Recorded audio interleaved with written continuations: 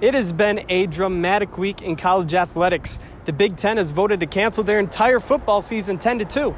Meanwhile, here at Michigan State, they've landed another top basketball recruit. There is a lot going on and a lot to cover, so let's have some fun. I'm Peter Hulett, and this is Pete's Power Play. Proceeds for the event come here, the Ingham County Animal Shelter, where there are dozens of cats and dogs waiting to be adopted. Michigan State has over 900 student organizations on campus, making participation the perfect venue to recruit new members. An online petition calling for his removal has neared 3,000 signatures, but the commissioners refuse to comply. Reporting live from Lansing, Michigan, I'm Peter Hulett. Grand Rapids Catholic Central has been on a roll, to say the least. Their senior class has rounded up 50 wins in 4 years, as well as 2 state titles. Now playing in Ford Field, they're aiming for a third. Meanwhile, in college football, CMU is headed to the MAC championship game. The Chippewas defeated the Toledo Rockets 49-7, and that's how the West Division was won. A Central loss would have sent Western Michigan to the championship game in Detroit. Some may call it silly, while others may call it lunacy. But for one group of students inside Studio 60, it's all about one thing. Jokes! That's all I get from you all day. Jokes, jokes, jokes. Second Stage Improv's after-school special gives students a place to grow and let loose, as faculty advisor Sarah Hendrickson explains. Here, we just get together and play, and then learn along the way. So we teach them the fundamentals of improv and how to successfully execute a show. Performance head Aaron Appleby isn't a theater major, but he still finds the unique joy of improv. There's a stigma about improvisation comedy, I think, just that it's a little bit silly. But at the same time, I think it's a space where I really get to let my creative energy just unleash it. Yeah. Now 3 years old, After School Special hit the ground running, selling out their first ever show. Co-founder Brandon Drapp explains how the group found their roots. I felt the need, and Grant felt the need for an improv group that felt closer to home for us, like within the theater department, something to where we're getting professional coaching. We want to do this, for the rest of our lives, right? We want to continue pursuing this creative art form.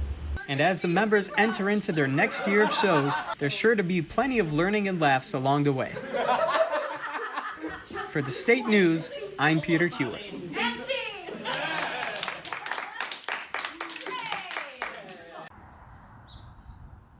Just over a year ago, in downtown DeWitt, the Looking Glass Brewing Company got its start. In the shell of an old church, once just a vision, is now where locals come to see what's brewing. Joel Dillingham is the president and co-owner of the brewery. We're still new. We're only a year in. We've been busy as heck trying to get this business off the ground, trying to maintain it. Bringing together a community at his business. Now you've got the Crafted Bean, you've got Bridge Street Social, you've got Family Tree, and those are new businesses that have opened up just in the last 2 to 3 years, trying to get the word out that there's a lot of new things going on in downtown DeWitt. His partner, Lee Streeter, works in what they call the dungeon, and through 25 years has developed a love for brewing. So I started back in '94. Very first kit was a John Bull porter in a can. It was syrup, you just pour it in, mix water in, throw yeast in, and it makes beer. It was good at the time, I thought. While beer goers come for what's on tap, what's cooking is just on the other side. At Big Guy Foods, Maluda Abugesa's passion for cooking comes through. I mean, it goes back to when I was a little kid cooking beside my father and my grandmother, and so it's turned from a hobby into something that I enjoy doing on a daily basis. It's a unique partnership where 2 businesses share the same roof. Having that relationship allows us to focus on the things that we each do best. And 1 year down the road, the trio have just gotten started. For the Spartan Newsroom, I'm Peter Hulett. Join Running Club! It's an old Michigan State tradition, marking the beginning of the fall semester. You scream, I scream, we all scream. Join the wakeboarding club. It's participation at the sprawling field of Cherry Lane Park, where thousands of students come in search of food, games, and of course student organizations to join. Peter Nolan, a sophomore representing the student organization Mosaic, gave his thoughts. It's a great place to meet people, have some fun, listen to good music. We've got somebody representing religion next to us. We're representing diversity. We got esports over there. So it's a great place to be if you want to meet more Spartans or find out what's going on campus. Organizations and students alike take to the field in the late summer heat. Freshman Daniela Goldberg explains her initial participation experience. There's long lines everywhere, which is fine, but different booths are grabbing my attention, but I haven't really looked at anything deeply yet because we just got here. Sprawling field is littered with games, shows, and tents. An event this large demands a big turnout. Michigan State has over 900 student organizations on campus, making participation the perfect venue to recruit new members. And through participation, you play Splatoon too? Are you interested in making? New students will start to find their way through their next 4 years of college. For the State News, I'm Peter Hulett. East Lansing will have another coffee shop to call its own. Opening just its third location, Foster Coffee plans on making it seen through its ingredients and relationship with the community. Co-owner Nicholas Pydek explained what makes Foster Coffee stand out from the rest.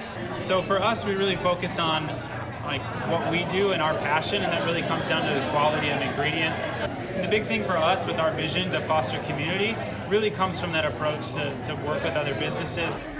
His business partner and co-owner, John Moore, is the brains behind the beans. For the past decade, he's been working to make the best coffee possible. So what we do when we source our coffee is we look for grain coffee that's a specialty grain. We get those from multiple countries around the world. I started to taste coffee as we traveled all over the United States, trying different coffee shops in different cities. We found out that I liked coffee a lot.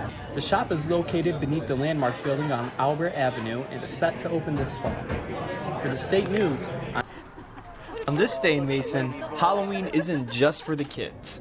No, dogs are in on it too. Angela Schleek drove all the way from Livonia to join the festive spirit.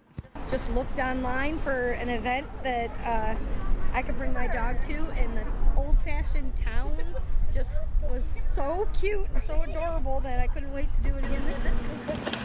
The dogs and costumes are as diverse as can be. Alec Findlay spoke about his dog and why he felt adopting is important. Because there are far too many dogs and cats out there, just pets in general, that deserve a home and are abandoned. Yeah, so this is Penny. She's a rescue dog, a rescue pit bull from Colorado. And we have her dressed up today as Mrs. Santa Paws. Throughout downtown, businesses hand out treats and other goodies for the dogs and accept donations for a very important cause. Proceeds for the event come here, the Ingham County Animal Shelter, where there are dozens of cats and dogs waiting to be adopted. Volunteers at the shelter work tirelessly taking care of the animals. Sometimes the dogs here get just minutes outside because the team is short-handed and have to make sure all the animals get their share. Though the work can be often tiring, Sarah Paul knows hard work here makes a difference for all the newly adopted pets. And then when you see a dog get adopted, especially a dog that might have been here for 2, 3, even 4 months, and they get adopted, it's very gratifying. It's a never-ending job at the shelter, but through events like doggy trick-or-treating and the hard work of the volunteers, the pets here almost always find new homes. Reporting from Mason, I'm Peter Hulett.